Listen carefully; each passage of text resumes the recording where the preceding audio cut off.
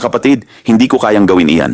Hindi ito magagawa ni Eric Briones. Ako ay isang sisidlang sumuko sa kanya.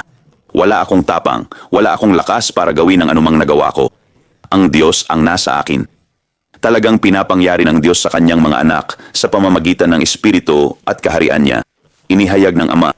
Oo, ang pisikal na kaluwalhatian ng Diyos mismo ay nakikita sa ating mga sisidlang sumuko. Walang paraan na ako mismo ang makakagawa ng anumang ginagawa ko o patuloy kong ginagawa. Sinasabi ko na parang si Eric ang gumagawa nito.